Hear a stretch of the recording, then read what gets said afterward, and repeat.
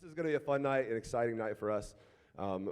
One of our kind of core values, we just have three values as a church. One is to be for Jesus, so we believe that he's our foundation and our focus. We want to be for all people, and so we believe that no matter the color of your skin, that your age, how much money you have in your bank account or your past, we believe that God is for you, and so we are for you. And when we can come together, it's a reflection of heaven. And so we're for all people. And the last one is we're for the city. We're for our city. We're for Griffin. And we believe that God has placed us strategically in the middle of the beauty and the brokenness of Griffin to make it better and brighter. And so we thank you. We feel like this is a part of that, kind of talking about this tonight. We did these before. We're about 7 months old, and so we did these before we launched, actually, in January. And we just always had the mindset of whatever we didn't then, we wanted to continue to do. And so this is our first one, kind of after we've launched as a church. And so thank you for being a part of this and making history with us in that. And so I'm going to pray for us, and then we're going to jump right in. I'm excited. Sounds good. God, thank you for tonight, for every person in this room. God, every individual in this room and across on the other side of a space, and the kids, God, they represent a story, and those stories matter to you. And God, I'm just made increasingly aware of how blessed we are. And God, you've blessed us so that we could bless others in turn. And so, God, I just pray tonight that you would open up our hearts to what you have for us. God, I feel like some of us may have walked in here wanting to know statistics, and there's going to be a significant change in our lives, in the way that we live our lives. And so we're just praying for that. We're praying that there's no guilt or there's no shame in anything that's shared tonight, but there's encouragement to step into just the mess that you call us to. So God, thank you for tonight. Thank you for everyone in this room, and we love you so much. In your name we pray. Amen. I want to introduce you to our city engagement pastor who's up here. So is Warren East. Some of you have probably met him.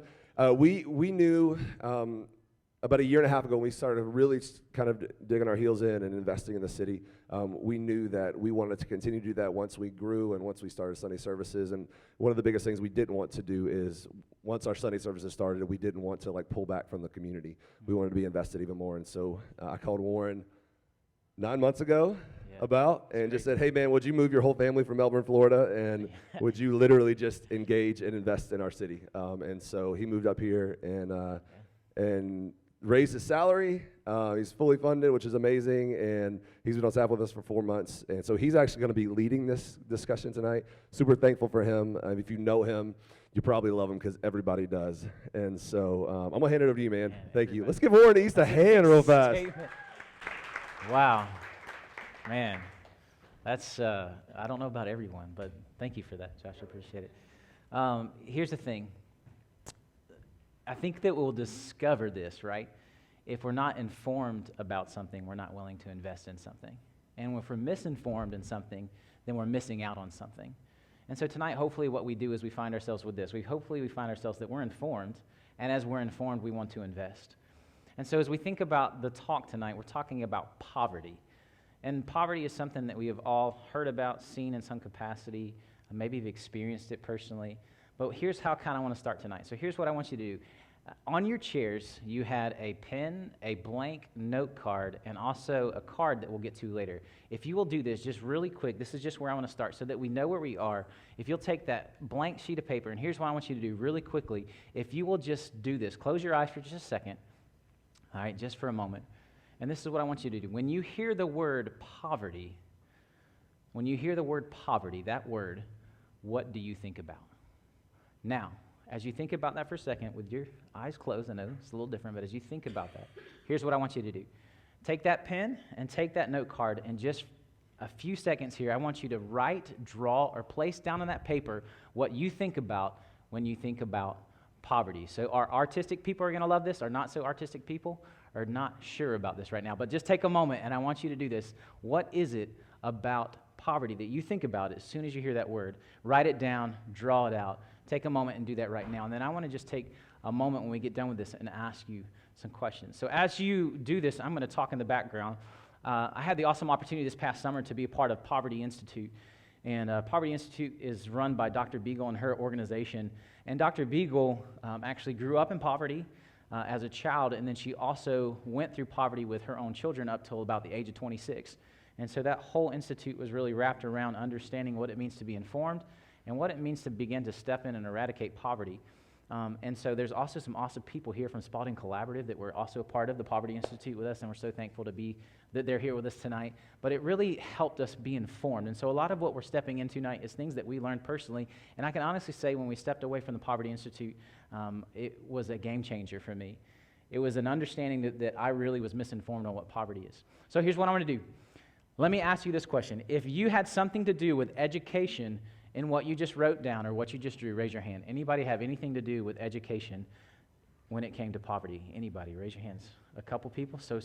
If you had anything to do with health in your writing, raise your hand. Sort of. So here's a fun, wow, that was a bad start. Here's a crazy statistic. People in poverty die 15 years sooner than people who aren't in poverty.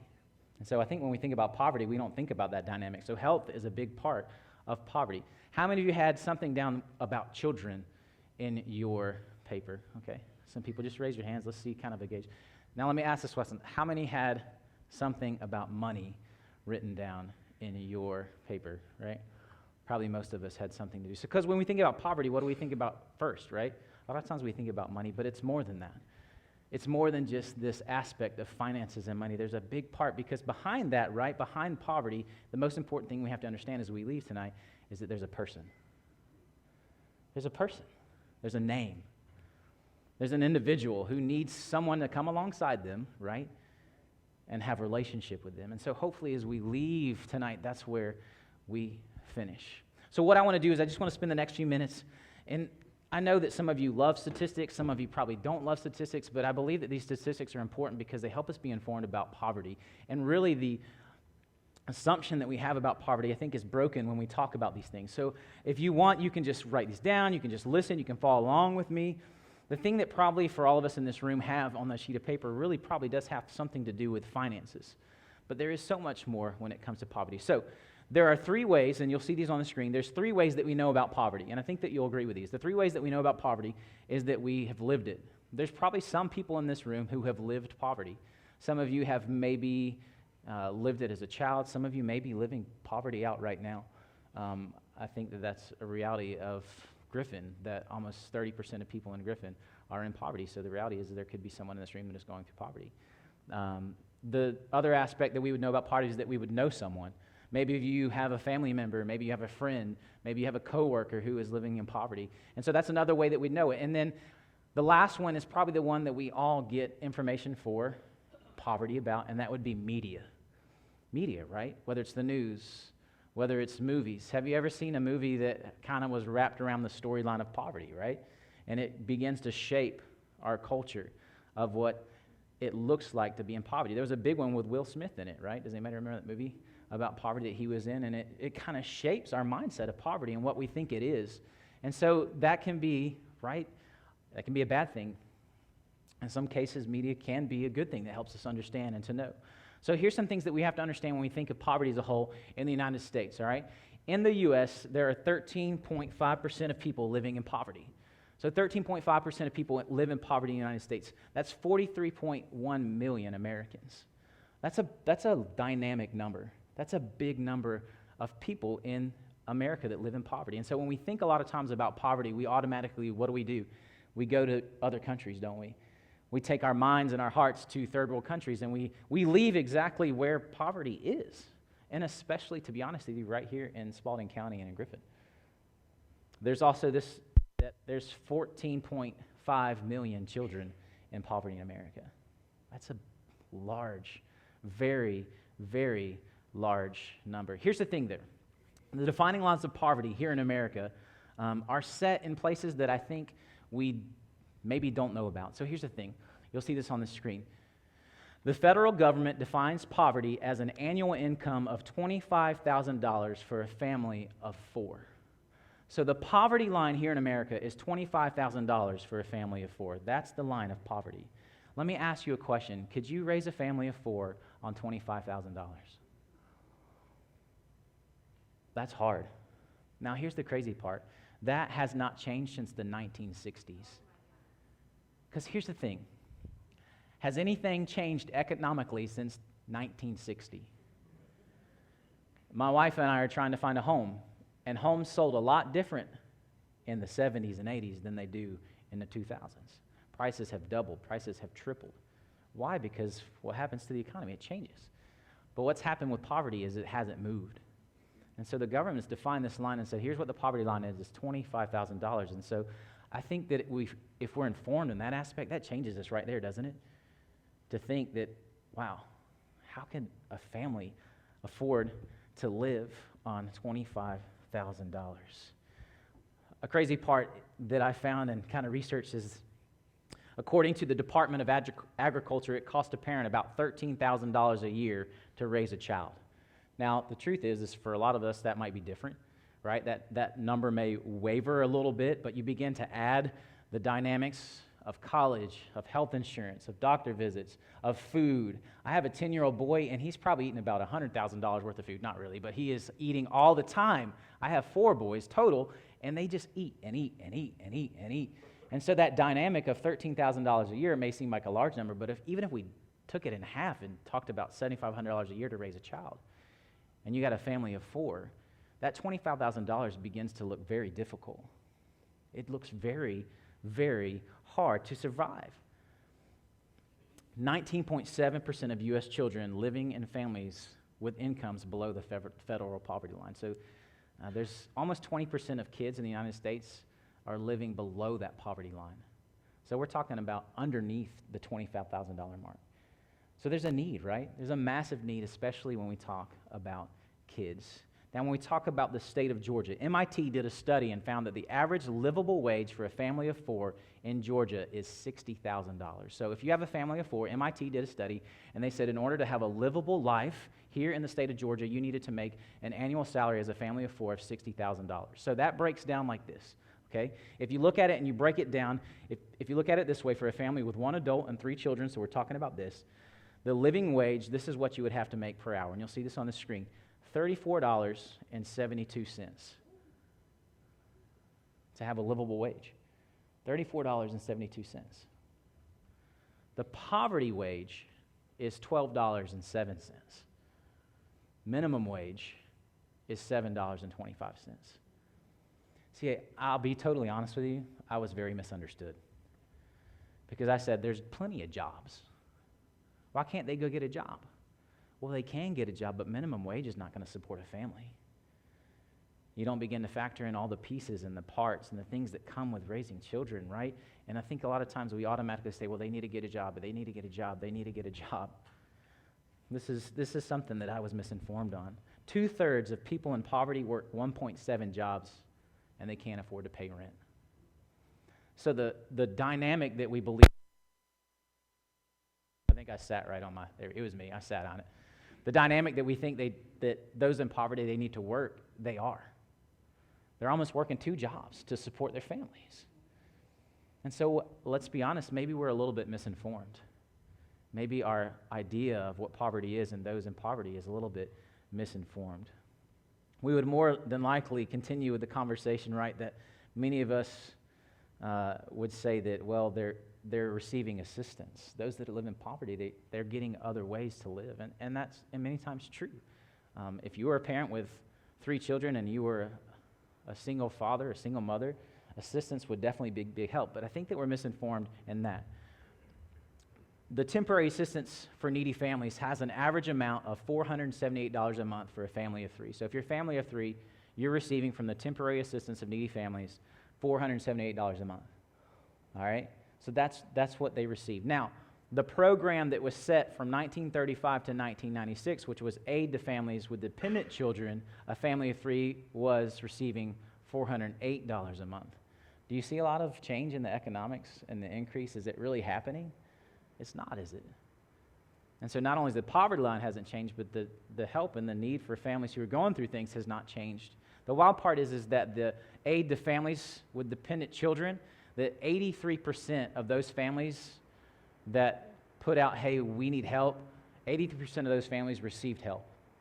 And so from that 1930s to 1990s, those families were receiving help. But in this program, only 23% are receiving help. So not only has there not been a big change in the finance, there's been a backwards drop in those that are actually receiving help. And so we step back and we say, well, I don't understand. Well, The reason we don't understand is because maybe we're misinformed. Maybe we're missing the pieces and the parts, the struggle that there really is happening for those that are in poverty. As we talk about the need and we talk about those things, there's 46 million people in America who suffer from food insecurity. Now, I would say that the majority of us in the room, we don't suffer from food insecurity. So what is food insecurity? It's simply this: where's my next meal coming from? Where's it coming from? Where's my next meal coming from? Where's breakfast coming from tomorrow? Where's lunch coming from tomorrow? Where's dinner come from tomorrow? And Spalding Collaborative, the group that works with children and families, they're here tonight, and one of the things they do is backpack for kids. And what they do is they send home food on the weekends for kids, and here's why: because during the week of school, they get free meals, sometimes breakfast, and always lunch. But what happens on the weekends? These are the individuals, these are the kids who are stepping into a place where there's food insecurity. They don't know where their next meal's in, and an awesome organization that can step in and say, hey, here's food for the weekend. But for many of us, right, we don't even think twice. If you want to stop at the gas station and get a Slim Jim and a Pepsi, what do? We stop, don't we? We get a Slim Jim and a Pepsi and then have heartburn later, right? And regret it automatically that we got a Slim Jim and a Pepsi. A study was done that took several families, because here's the thing. 1/3 of these people experience chronic hunger, and food stamps is $1.89 per meal. Killing that around. Let me try something different here. I'm just making sure you're awake, that's all. Yes, there we go. Don't move, but I want to get up and down, you know. Food stamps offer $1.89 per meal, per individual, so per meal, per individual. A study was done that took several family meal bloggers. Do we have any, moms or dads, families that follow meal bloggers in here? Is anybody like that to get meal ideas? Yeah, okay, yeah.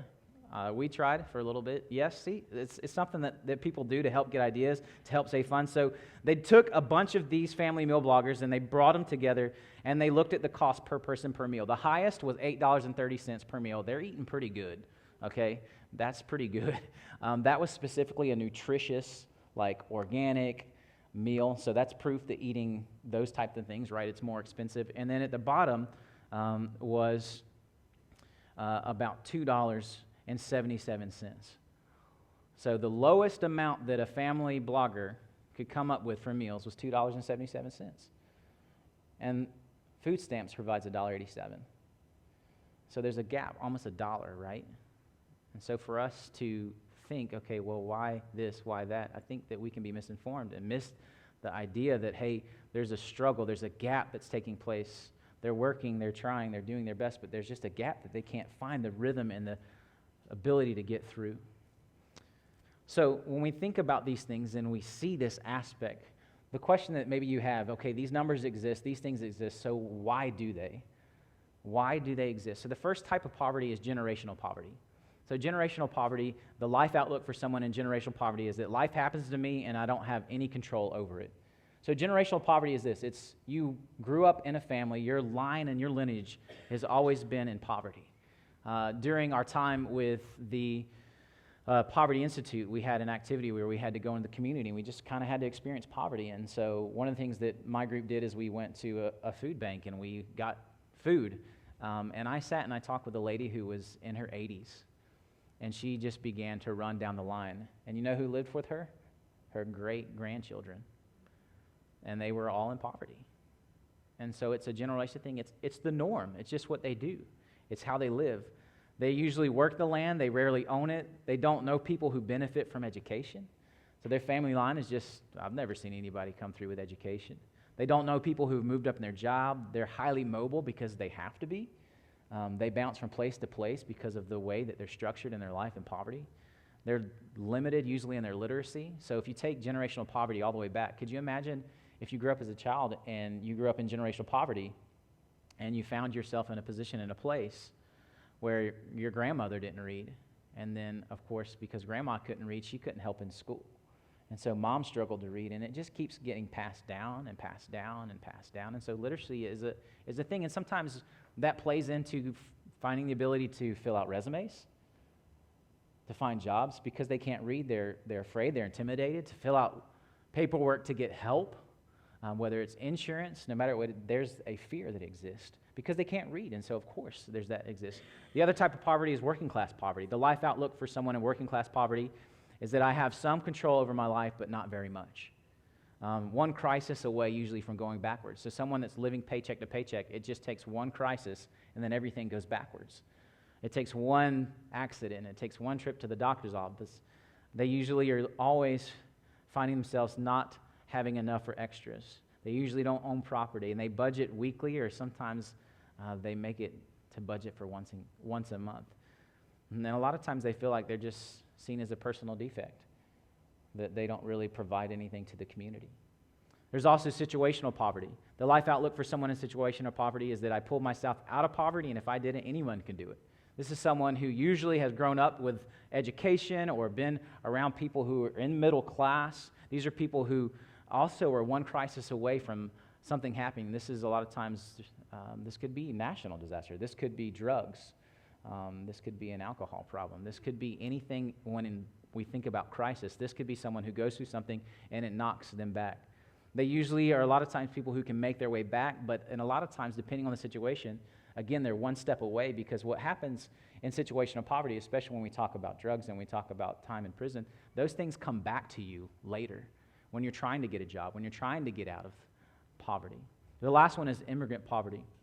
And this is the life outlook for someone in immigrant poverty. I have the power to make a better life for me and my family. So this is someone that's saying, I'm going to do what I can. I'm going to step into this no matter what. Little to no resources for this person, language and cultural barriers, and they do not understand social norms or behaviors. And so this is kind of the big picture of poverty. This is why. These are the statistics. This is how it happens. And so as we think about things, there's things that take place, that flesh out because of poverty. Usually people in poverty see no options. Usually they get involved in what is termed underground activities. They find themselves looking for whatever they can to get out, to find a way of hope. Incarceration. The Brookings Institute released a report saying that those in the bottom 10% of wage earnings and families are 20 times more likely to go to prison. 20 times more if you're living in that poverty area. They are always waiting for the next crisis. People in poverty grow up faster. Why do people in poverty grow up faster? A lot of times they're helping raise their brothers and sisters who are younger. A lot of times they're having to make decisions. A lot of times they're living with crisis weekly. Their lights are getting turned off, the water's getting shut off, and so they're just having to grow up, and it's having to happen fast. It leads to depression. There's literacy issues, and it affects their ability to develop to their full potential because they begin to doubt who they are. They begin to think that they're not worth anything because a lot of times what does society tell those that are in poverty? That they're not, that there's no purpose, there's no place, that they're a waste. And so let us just stop for a second and say that that's not what we want. That's not our heart. At City Church, we say this, we're for all people. And that means no matter where you are and what class, we are for all people. Because we believe that God has created you for a specific purpose and that there's value in your life. And so our desire is to know your name. Our desire is to see the value that God has given in your life and seeing you become the person God intends you to be. At this time, I'm super excited. So that's the wraparound and the basis of poverty. But I think it would be awesome just to kind of hear, right, a little about someone who's been through poverty and has stepped in. And so I'm going to take this opportunity to introduce you guys to Cora Flowers. Cora, if you'll come up and join us, give her a hand as she comes. I'm not going to completely introduce you because that's going to kind of be in our conversation a little bit, but we are so thankful that you are here with us tonight. So thank you for taking the time. She has family that just came into town, so she's extra just special taking the time out to be with us. They're waiting on me for dinner. Yes, so we are glad. I'll be here. I'll shoot right over afterwards and join you guys. That sounds good. There's plenty. So my question for you as we just kind of get going is, where did you grow up? I am predominantly raised in Griffin, not born here, but my family is from Griffin. So my parents were in the military, so I have a foreign birth certificate, but I went to Crescent for kindergarten and have been here since. Yes. So for all intents and purposes, Griffin. Griffin is home. Okay, awesome. So Crescent, do we have anybody else that actually went to Crescent in here? Is there anybody in here that went to Crescent? Okay, yeah, so it's still, yeah, that's pretty cool. So growing up in Griffin, let me ask you this. As you've transitioned through life, what do you do now? Oh, okay. Well, I have a lot of jobs. Okay. I am a city commissioner for District 2. So I serve on the City Commission Board. I am a flight attendant with Southwest Airlines, Yes. and I am a marriage and family therapist Yes. and do work with DFACS families. So she's really interviewing me is what happened right now.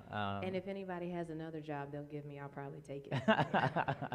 Awesome. That's cool. So one of the reasons that we just kind of connected with Core is someone was like, hey, I know someone that has an awesome story and is a great person and is doing things for those that are in poverty, and they connected me with Core. And so can you kind of help us out a little bit? So you're the commissioner in District 2. and that is located in what area of town? Primarily the east side of Griffin. Okay. If you're looking at a map, I probably have the weirdest shaped district. It is. Yeah, it's It looks like an inverted light bulb with a lump in it.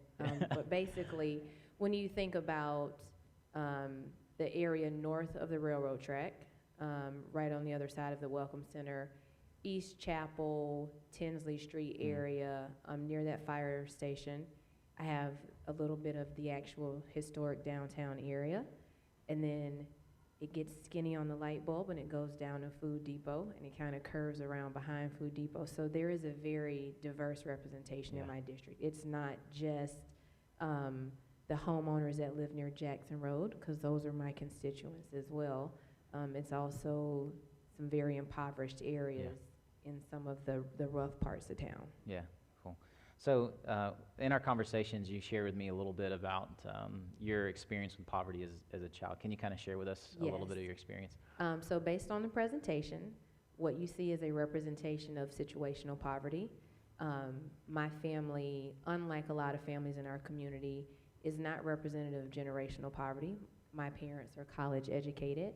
My grandparents owned a business in Griffin when black people didn't own businesses. So I joke with my mom a lot. She likes to tell me how hard it was growing up. And I told her, well, y'all weren't poor, you were just black, because y'all were going on vacation every summer. So you weren't having the poverty experience. So for me, my parents both struggled with substance addiction.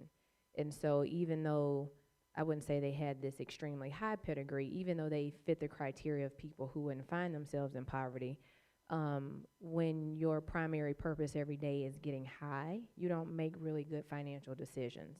And so before you know it, you're in poverty and you're dragging your kid with you, who is now also in poverty. That would be me. So for my family, my experience, and this is something that you and I talked about, my experience with poverty lasted until I was probably about 10, because my grandparents received legal and full custody of me from my parents. For my parents, their poverty experience lasted a little longer because they were still in the streets, they hadn't cleaned things up, and so, and I also have a younger brother, just to kind of bring it full circle, who by the time he came around, my family was no longer in poverty. So when you look at the experience of myself, my mom, and my brother, we have 3 very different stories about what poverty looks like. Yeah. Cool. Thank you for sharing that. I appreciate that. all So good. at what point as a child did you realize that you guys were in poverty? Okay, that's the interesting thing. I didn't know I was in poverty. Yeah. Everybody on my street was poor. And so just like in a nice neighborhood, in the poor neighborhood, there's still kind of this stratified system of like, well, I'm not as poor as they are because our lights didn't get turned off this week, so we're clearly not that poor. And even in that area of poverty, there were people who had a nicer car. It probably was still a raggedy car, but we were like, oh yeah, they got money. They got a car. Yeah. So I didn't actually realize I was in poverty until I was grown and was very far removed from poverty. And then when I started getting bills as an adult, I was like, if it costs this much to live as an adult, now we probably were really poor when I was little. Yeah. So I was in my 20s. So the entire time that I was poor, I was just normal. Yeah. It just was the norm. One of the things that you talked about with just kind of being in poverty, and it was one of the things we talked about, that those in poverty do work. You talked about your dad riding a bike. Can you kind of share that with us a little bit? Oh, absolutely. So as he said, the working poor, even though my dad struggled with substance addiction, he kept a job. We received very little welfare assistance. We were just poor. And so our transportation was my dad's 10-speed bicycle. And so if anybody ever remembers, a couple years back when I was a wee thing, a little brown-skinned girl riding on a white man's back around town on a bicycle, that was me. Yeah. We might have been in the newspaper. Yeah. This is Griffin. But my dad had a job in Stockbridge. And so he woke up every morning and rode his 10-speed bicycle from Griffin to Stockbridge to go to work. Yeah. And he did this for several years. So we weren't the, oh my God, they need to get a job. My dad did what he had to do, and it was a good job for him. So I mean, reason to literally drive to Stockbridge. Think about now in the car, Stockbridge is 30 minutes. You're talking about on a 10-speed bicycle. Yeah. Wow. That's awesome. That's a great story. Now, we asked this question. If someone were to say, people in poverty put themselves there, what would your response be to that? And we talked a little bit about the fact that, you know, that's kind of the exception, not the norm. Right.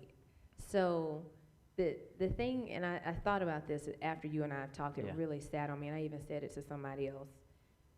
When we think about people who have generational wealth, we very easily accept that, oh, their grandparents had money. Yeah. Oh, their great-grandparents had money.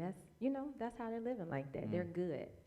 But when it's poverty, we want to question every generation about what their failure is. Yeah.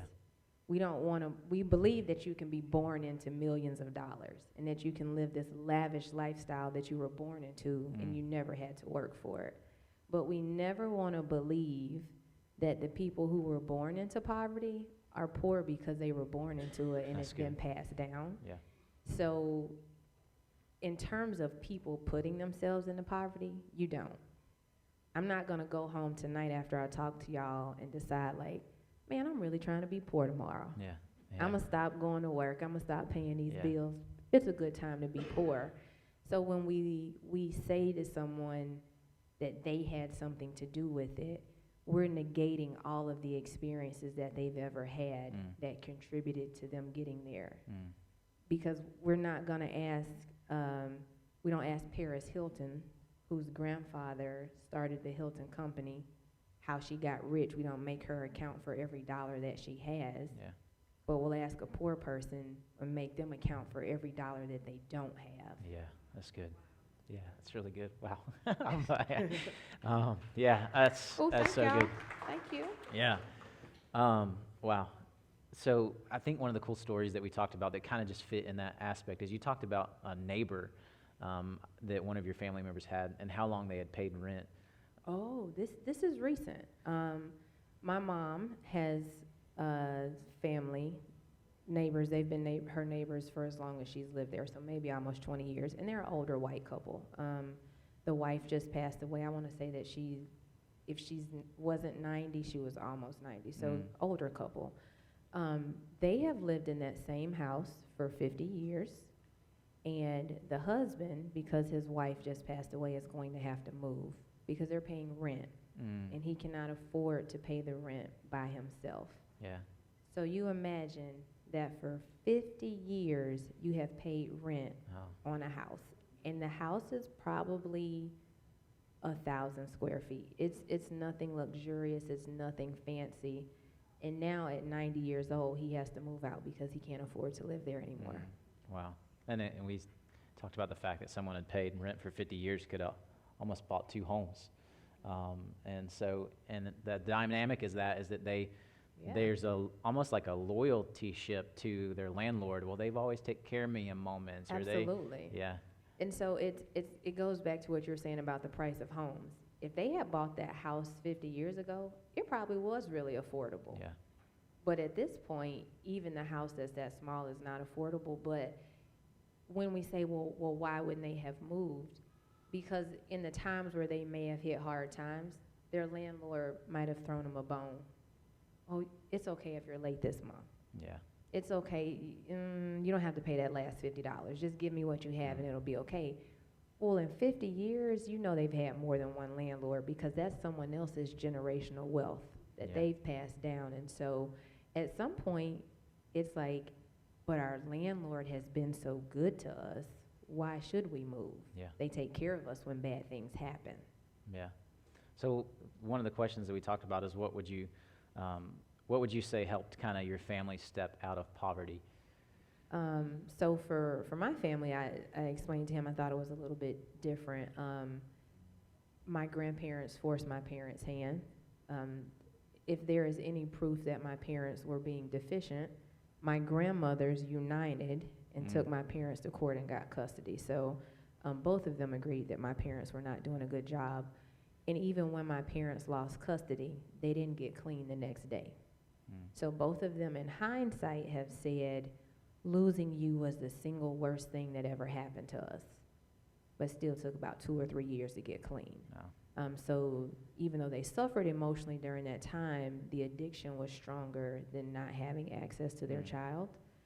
But for my family, the thing that did change the dynamic was having that crisis, was losing something really, really valuable, and then having to do the unimaginable, which was pull themselves up by their bootstraps. Yeah. And based on the statistics that you had earlier, it's almost improbable that you pull yourself out of poverty without some huge push from someone else. And for my parents, they didn't have that because their families had said, you've already used up all the resources we have for you. You're gonna have to figure it out on your own. So even though my mom has, at that point, probably had 2 college degrees, when she got clean and was sober, her first job was as a cashier at Checkers for minimum wage at that time.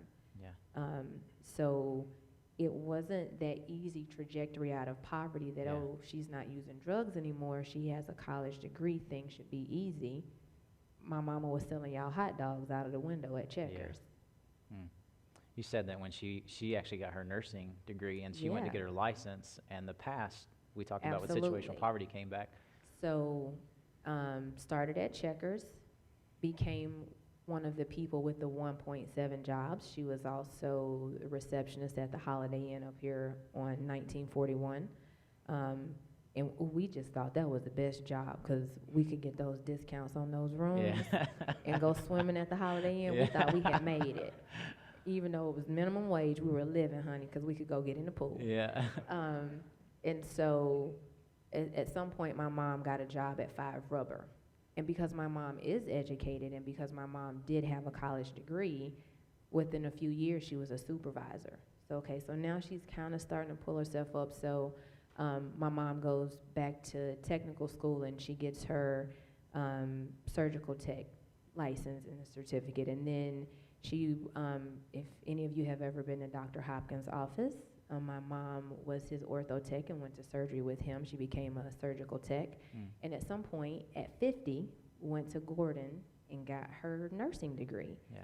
And so she completed everything. Degree has been mailed to the house. It's on the wall. She's done her internship at Spalding Regional. They're trying to hire her, right? We're all excited. My mama is 50.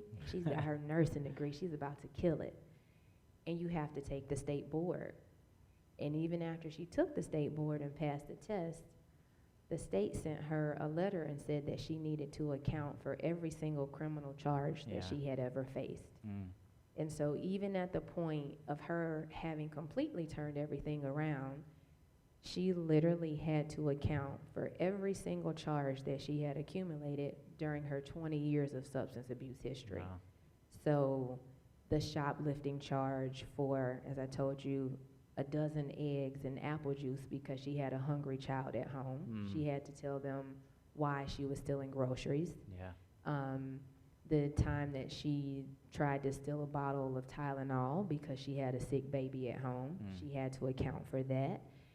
And she lived in Florida for a while and had to go to Florida and go through all those records and try to account for it. And so to imagine that someone has done all of that and that the state of Georgia still could have said, we don't think you're a good fit. And it would have just as easily been taken away. Wow. So that is the price of Yeah. do better and all you got to do is work hard and you'll get out of poverty.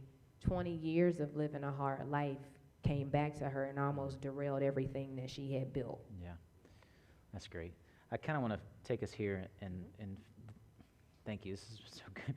What would you tell someone? We talked about what would you tell someone today who wants to know how to help those in poverty, and we talked about the quick fix, specifically about the 6-year-old, and then seeing the 6-year-old at 18 years old. Okay.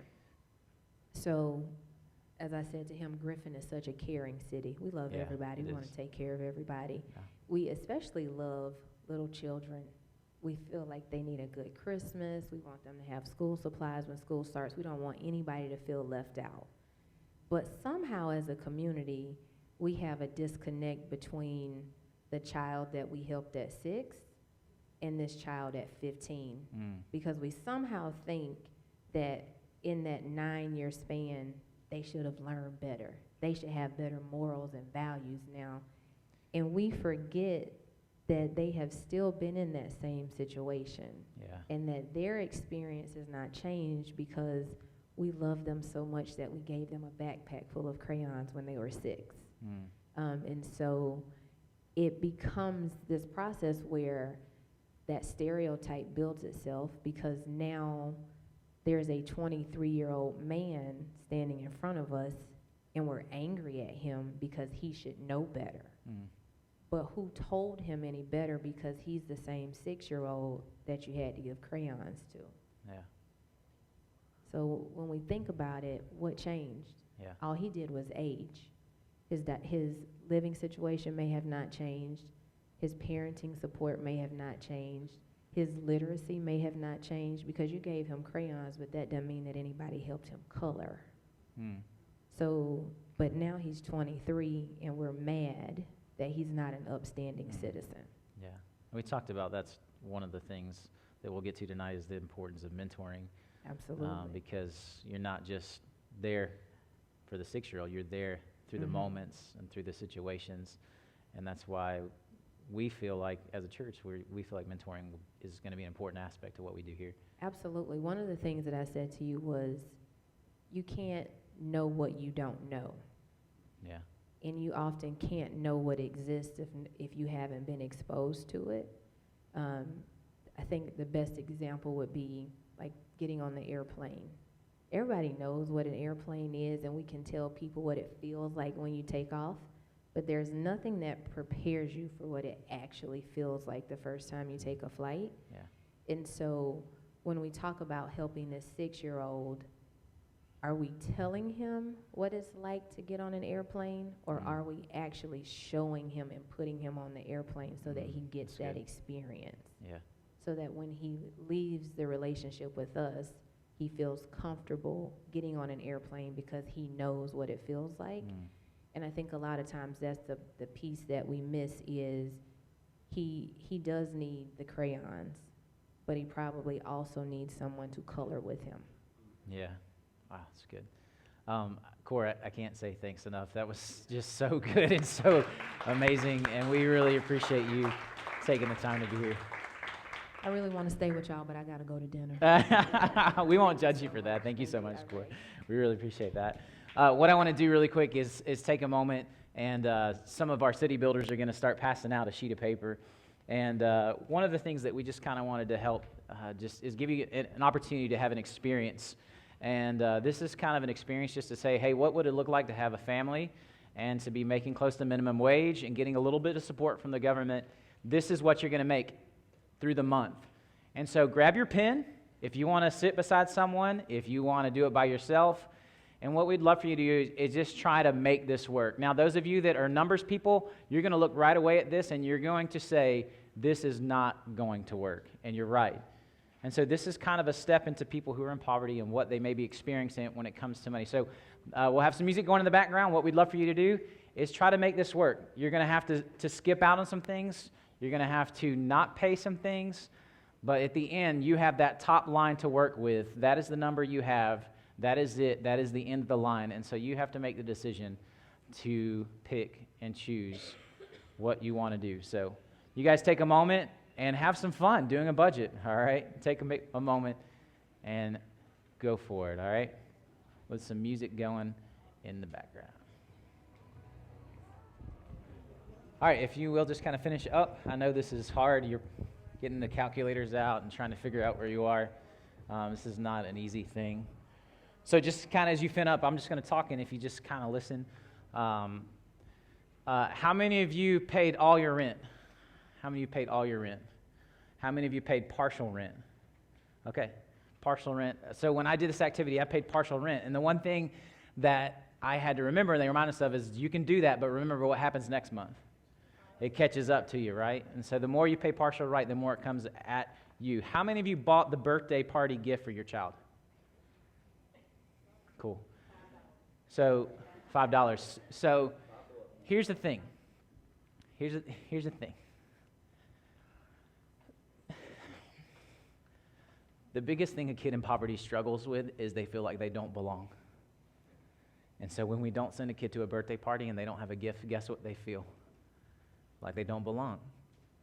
And so I think for those of us, and I'll be honest with you, that's where I stepped in.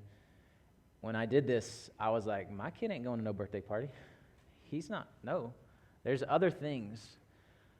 But then Dr. Beagle was like, no, listen, you don't understand. The last thing that kid needs to feel is like they don't belong. And so that's a piece that sometimes we don't think about, right? Things that we would just go and get and we don't think about. How many of you decided that you were going to pay for cable television? Nobody did. One of the things they said is if you don't pay for cable, what are you going to do? Like, think about it. How much time do we spend in front of the TV? How much time do we spend watching football? How many of you watched football games yesterday or this afternoon, right? You spend time doing those things. Car insurance if you don't have a car, right? And we could go down the list. Daycare, something that we don't think about if we have 2 kids. How many of you bought diapers? Did most everybody bought diapers, right? How many of you are like, nah, I'm going to cloth diapers? Did anybody think that? Some people did. Some people went there. Good luck with that. My kids messed up some diapers. No way. One of the other things, and then we'll just kind of finish up this time. This was just an opportunity for you guys to kind of get. How many of you guys, did anybody pay for the supplies for school? Some people did. How many of you as parents would say that you have been asked by your school to bring something to your school and pay extra that you don't? How many parents do we have like that, right? It's pretty common.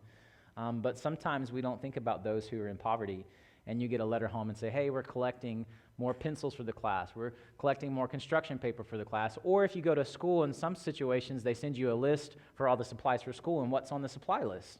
Lysol wipes, paper towels. And so you add up school supplies plus the extra things, and what do you have?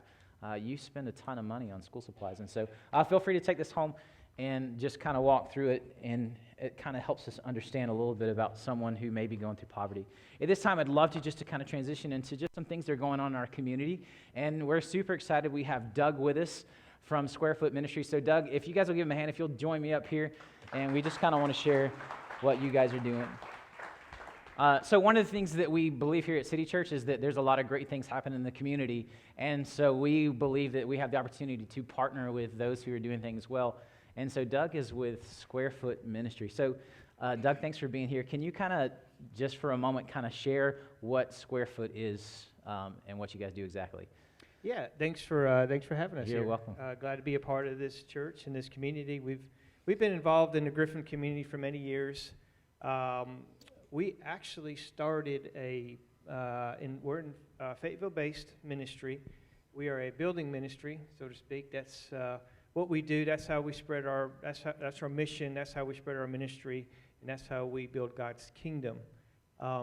We started many years ago. We incorporated in 2002. We've been to, I don't know how many states. Been to Mississippi, all over Georgia. We've done a lot of, we follow Habitat for Humanity, their business model when it comes to building homes. So we raise money through the churches and other fundraising events and so forth, and we build zero interest homes for the working poor. Exactly what you just been through was the exercise that we go through with our homeowners on a monthly basis and a weekly basis sometimes. So, and another reason we started the ministry too is to get our church involved and get the youth involved and getting out into the community. Yeah. A lot of the youth, especially where we're from Fayetteville, is they really don't have an opportunity. The youth are going on rafting trips, they're going to movies, they're doing all kinds of cool stuff. Tell you, the getting into the communities and seeing how how the unfortunate and the underserved live. You can live in this bubble and you just kind of brush it under the rug, and you write a check and you feel good, Yeah. right? So getting into the community, working side by side, these kids, and we work with David Dodd in Impact Ministry Racing. I don't know if you've Hearing. Yeah. right Yeah. here in Griffin. Yeah. Fantastic ministry. We work with the homeowners. We qualify them for the zero interest loans that we raise the money for. And more importantly, we serve the community. That's what we're here to do. And that's what Christ calls us to do, is to serve the community. The much is given, much is expected. Yeah. That's why we do what we do at Cool. Square Foot. So why did you guys come to Griffin? How did Square Foot Ministry end up in Griffin? God leads us in many directions, and sometimes we just kind of dumb our way, and God just leads us there, and we end up here. We've had, strangely enough, Ralph Aiken, who passed away a number of years ago, had Aiken Feed and Seed, and he was president of local Habitat for Humanity chapter here. And he saw we were doing a lot of cool things. We actually built a home for David Wolfork before he passed away on Cherry Street. And we did a lot of other cool things. And the Habitat for Humanity chapter here was kind of on the backside of its effectiveness. So they donated all their lots to Square Foot Ministry many years ago, And so we started our ministry down here. And this is our main focus now. We've been to Pass Christian, Mississippi after Hurricane Katrina. We built 40 houses there. We've built houses all over Spalding County and Fayette County, up in North Georgia, all over the place. And we've also served other ministries. We've built the Fayette Pregnancy Resource Center, the Samaritans Food Bank. We just did Barnesville Food Bank. Just a lot. We serve many, many ministries to serve God's kingdom is what we do. Good. So if you can you kind of give us the start to finish aspect for you guys on a home, so that we kind of get that picture of what you guys do, from getting the land to building and for someone to actually be in to the actually home. occupy the home, right. And that's the main goal. Our main goal is to minister to the community. And we do that through our building ministry. So we actually partner with the Spalding County Land Bank. And they'll take old abandoned homes, old abandoned properties that haven't had property taxes paid in many, many years, sometimes decades. Nobody comes and claims the property. So what they'll do is they'll call the sale on the courthouse steps. Nobody comes and claims it. And then they'll clean the title up. Sometimes they'll actually demolish an old house that nobody's lived in for many years. And that's part of the blight in the Fairmont community and other communities as well, too.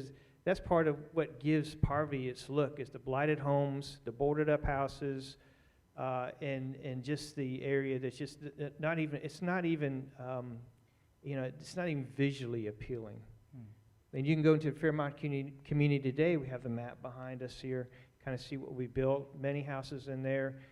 You can drive through there now, and the entire community is transforming. We have home ownership rates in every one of the houses we build. And we were talking, some of what you talked about earlier is, the transient type lifestyle, because they're having to go from house to house or apartment to apartment. Somebody raises the rent. They can't stay there. And building permanency in that area is what we do. So we get the land donated to us, and we raise the money through churches and other civic organizations that donate to Square Foot Ministry. We're in a number of churches' benevolence funds. So we raise the entire amount it takes through gifts of kind, donations, and sweat equity. Our homeowners are required to participate in building not only their house but other houses in the community. That's cool. We've created a community, homeowners association, so to speak. We teach kind of a Dave Ramsey type style budgeting. Just what that paper is it's full of choices. Especially for the working poor, it's tough, when you have to make those choices. And so we create that permanency with the homeowners, and we're walking with them through this journey. And then you mentioned it earlier, education. You don't know what you don't know. So part of our ministry is to help them with that struggle, that monthly struggle. And then they got to make choices every month, which bills you pay, which ones you don't. And it's a lot of it. There's a cycle of making bad choices. And all we're here to serve. The only thing we can do is kind of walk you through a process. Mm. And this is kind of the way it looks like on paper. Show them how things could possibly look different or do things different. We don't tell anybody what to do. Everybody Yeah. makes their own choices. Yeah. All we do is we just spend time with them. Yeah, That's all we do. one of my favorite parts just about Square Foot Ministries is that you guys do come alongside with those who are getting in the home. And so there is the idea of not just, hey, here's a home, but hey, let's invest in your life. Let's invest in who you are. And you guys, like you're saying, you host, is it a monthly accountability type They do. counseling that they help them? Well, it is. It's a monthly homeowners association, and Tim Aycock is one of our board members, and he and Judy Reynolds, they host it every month, and it's at the community center. It's at Pastor Duff's church Yeah. as well too. Yeah. It's all totally volunteer. Nobody's forced to come. We let them run the agenda. Mm. All we're here to do is just kind of help where they feel like they need the help. Yeah.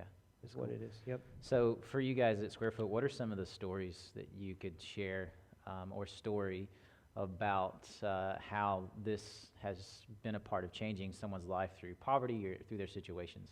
Well, we've got a number of awesome stories with the homeowners. One of the things that, what's the young lady's name, man? Corey? Yeah. Corey. Cora. She was talking about is the generational type poverty Yeah. that's out there. And we've got our first college graduates going to school now Wow. out of high school that are Wow. living in That's it. It is awesome. awesome, yep. And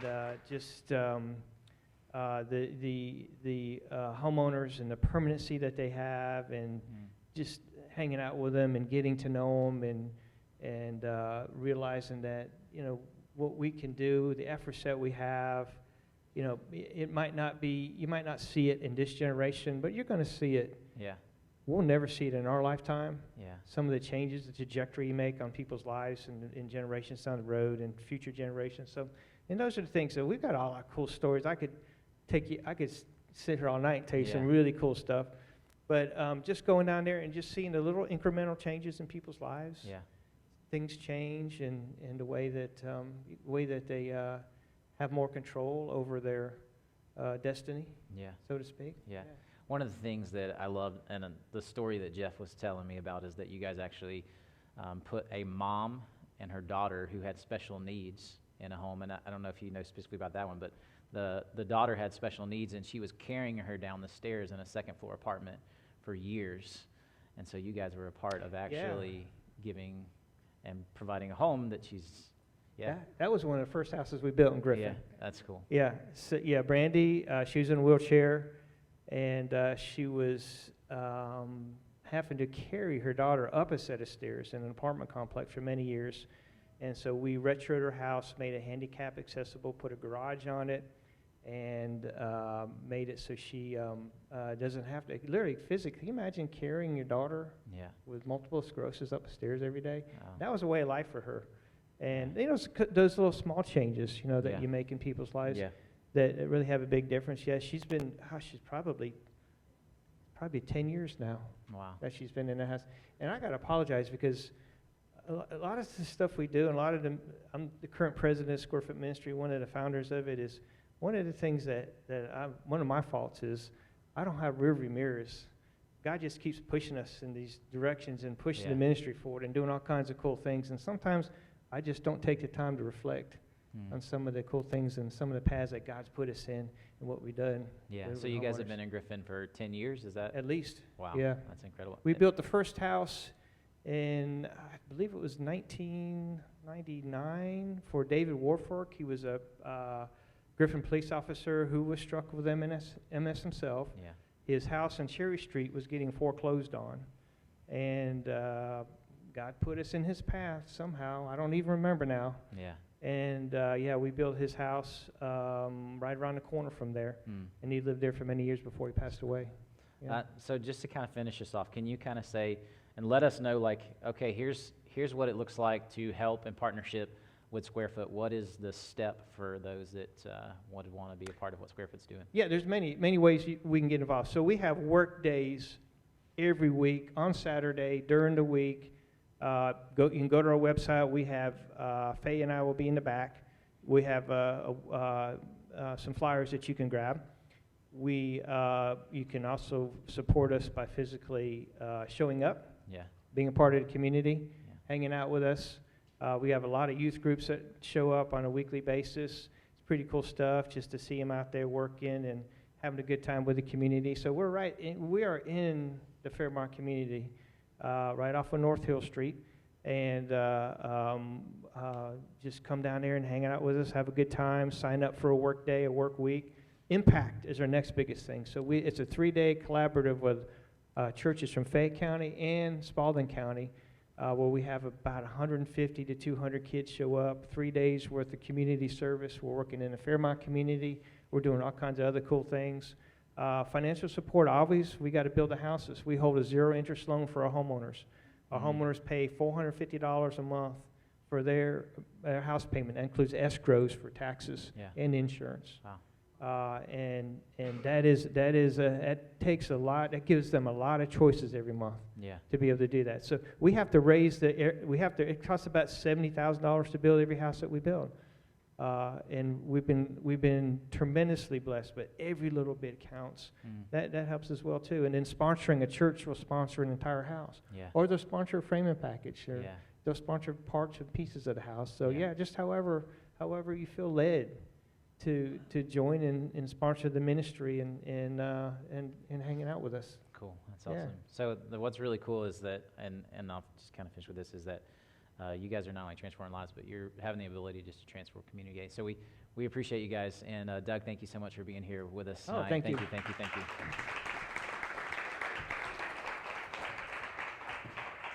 So just kind of want to take the opportunity just to kind of close out with you guys, and we want to say thank you for being here with us. And as we just kind of move towards an end, we want to talk about the relationship with City Church and Poverty, and also the steps that we feel like we can take as a church. So one of the cool things too about our community as well is sometimes I think that we run into those in the community, we don't know how to help. What do we do? And so Regina is here, and Kathy is here tonight from Spalding Collaborative. And Spalding Collaborative is kind of what it sounds like. It's collaborating people and organizations in the community so that we can all send people to different places where there's resources. And so they actually hold a meeting once a month, and we all get together, we talk about what's going on. And but they have this pamphlet that is absolutely incredible. Everything from where can someone find food, where can someone find help if they need counseling. There's incredible resources here, and this is something they have on their site, but it's something that if you want it tonight, you can grab it on the way out. So my wife is going to have some in the lobby when you leave today. You can actually grab one of these, and you can have this to take with you so that you can just point people and say, hey, here's something that is going on in our community that you can find help with. And so we really do appreciate you guys and what you're doing at Spalding Collaborative. So. Yeah, and I think, one of the questions is, okay, how does the church and the gospel that's you. Sorry. Okay. I mean, I know my voice is booming, but that's like thunder. How does the church, the city church, but the church in general and the gospel, how does it inform what we learn? Because you leave from this and you're like, okay, either I'm going to go save the world or I don't know where to start. And I think it all begins with our posture. And I think, yeah, exactly. I think the gospel levels the playing field. The gospel is that none of us are good, none of us are righteous, and no matter how much we have in our bank account or what we've achieved, it's not enough to receive the grace and love of Jesus. And so for us, it's not by anything we've done, but it's by the grace of God that we've been saved. And so what the gospel does is it reminds me that I'm broken, no matter what kind of life that I've been brought up in, and it allows me, it reminds me that I'm broken, but it allows me to look at someone else and that they're broken. And so it's not me swooping in to save someone. It's me stepping into someone's life and saying, okay, you're broken, I'm broken, and we both need Jesus. And so I think our posture is so big into saying, okay, we're not gonna bring Jesus into a community, understanding that Jesus has already been in the community. Like from the beginning of time, from the beginning of creation, he's been working, he's been doing all this. And so it's not that we're taking Jesus there, we're partnering with what Jesus has already been doing in the community, which is I love what you guys are doing. It's that posture and that humility of that. So I think it's understanding and realizing that, but then he invites us into it. And so it's just, I think the posture is, and I'm stuck on that, like, you can give a kid crayons, but will you teach them how to color? And I was bawling like a baby over there when she said that. But I think our posture has to be, I'm not okay, and you're not okay, but Jesus can fix us both. And so what does that even look like? And so I'm excited because I think it's about relationship. And so what does that look like for us, man?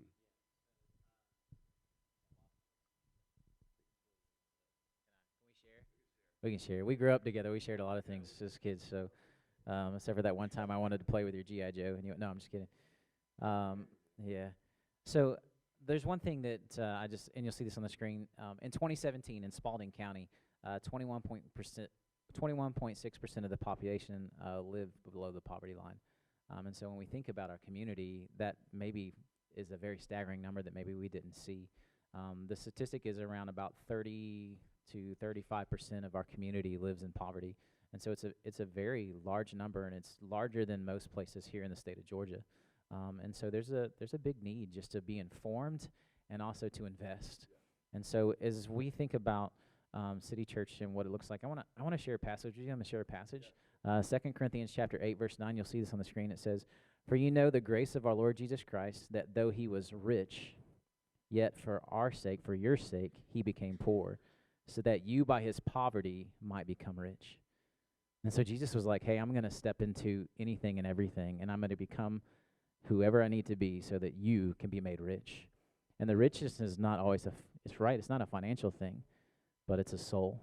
And so here at City Church, we say that we want to awaken the soul and the city, because we believe as Jesus awakens the soul that the city begins to change. And so I just want to say this, and then I'll just talk about the steps.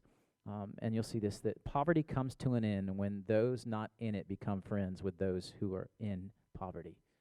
And so poverty changes when we become friends. Once we have learned their names, we have begun to love the poor. And so it's about a person. It's about a name. It's about building a relationship. And so here at City Church, here's what we want to just say this. And if you're not from City Church, we would love for you as well to just take these steps with us in the community, however that looks for you. And so the just simple, like, I can do something now. This is a step I can take. I want to take a short-term investment. We would say, come skate with us. Come skate with us. Come watch Josh put on a size 13 pair of skates and roll around the skating rink. 14. So this Tuesday from 5 to 8 p.m. at the Griffin Skate Inn, we are going to have a skate for meals. And so for $5, you can come skate. You get your skates, and you can skate for 3 hours. I would die by the time I get done with that, but you can do that. And then $2 from every admission will go towards Backpack for Kids, which is the organization, again, here that provides meals for kids on the weekends. And so all those kids that are getting free meals through the week, they don't have that at home. And so Backpack for Kids does that. And we would love to see, I'm just going to make this statement, we would love to see every kid that doesn't have food on the weekends go home with food. And I believe that's something that we can do. And so this is just a start to that. This is the beginning. And so we want to see that happen. So come skate with us, and our goal is one kid. So $250 to feed a kid. Our goal is one kid, and we believe that we can do that. I'm believing that we're going to do 2 kids. Let's do it, right? So maybe, you want... Are you about to jump to the next thing? Yeah, so there's another, so we have that coming up, and then November 3rd, there's another one called Feeding Griffin Together, and it's a chance to, it's a Sunday afternoon, a concert, and it's $25, and you get a bowl, hand-painted bowl by a student or young person in our community, and then also those proceeds, so you get a bowl of soup, a good concert, and then the proceeds from that will also go to Backpack Food for Kids as well. And so we're super excited to partner with Stash Studios in that. And so that's another just simple, quick step that you can do to invest and make a difference. What we got next, man? Let's keep going. I like that. So maybe you're here, and here's where Core was talking about the difference between a 6-year-old and that 15-year-old, and how sometimes we're like, how did they not get here? We think that as we talk about knowing someone's name, we believe that mentoring's one of the best steps that we could take. And so this, honestly, taking this step is a long-term investment. And so this is stepping in for a school year and saying, you know what, I want to mentor a kid once a week, and I want to invest in them. And so, as you know, if you're a part of City Church, we are heavily invested at Orrs Elementary, and Orrs right now has 1 mentor, and so we want to increase that number largely. I believe that we can get 45 mentors into Orrs between City Church and those in the community. So we already have some businesses that are like, hey, if y'all are doing this, we want to do it with you. And so we're reaching out to them to have them partner with us. But here's just a couple things about mentoring. Students who meet regularly with their mentors are 52% less likely than their peers to skip a day of school, 37% less likely to skip class. Youth who meet regularly with their mentors are 46% less likely than their peers to start using illegal drugs, and 27% less likely to start drinking. 76% at-risk young adults who had a mentor aspire to enroll and they graduate from college versus half who had no mentor and who didn't make those steps. And so mentoring is a big step. It's having that ability to speak with someone who, we talked about those are in poverty and crisis, right, all the time. And so it's having the ability to have a relationship with someone who is able to walk through those things with them. It's helping a kid color, exactly. That'll be our slogan. Help a kid write a book. But if you're maybe wondering what do I do to mentor, and so you got cards tonight on your chair when you came in.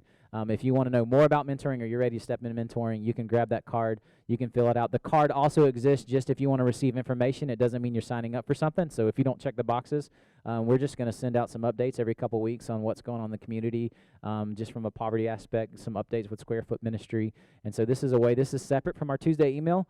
This is something that I'll send out personally, and you guys will have some information going on about that.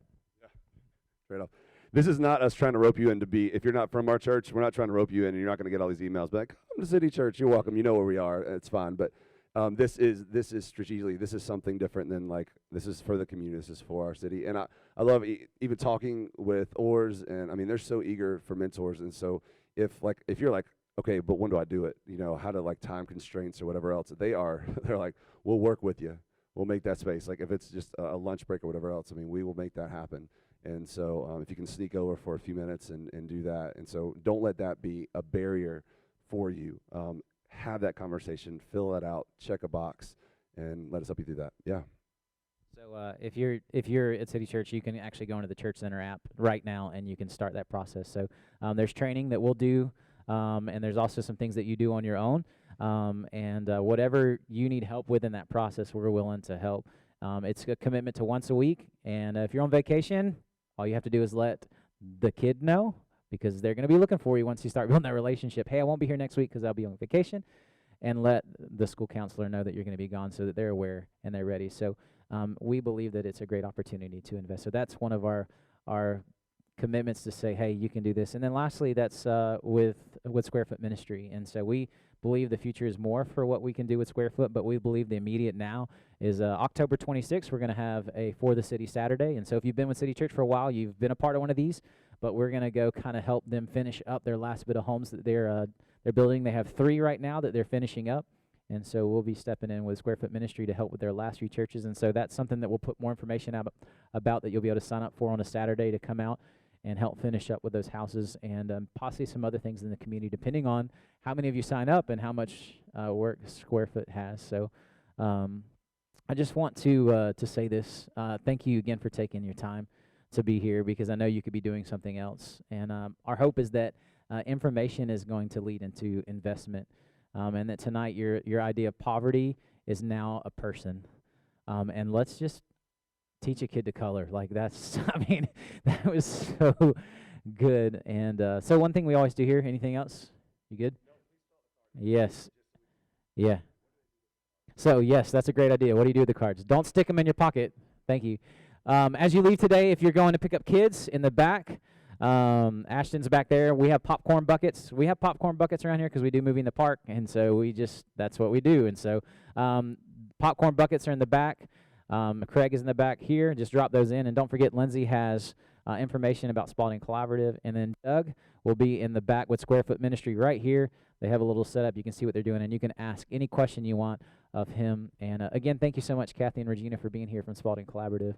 And we appreciate you guys. One thing we do here when we finish each week is we believe that we're not supposed to stay here, because if we stay here, we're missing out on what God wants to do. So we say, come now, let us leave, because what we need to do is out there. So you guys have an awesome night.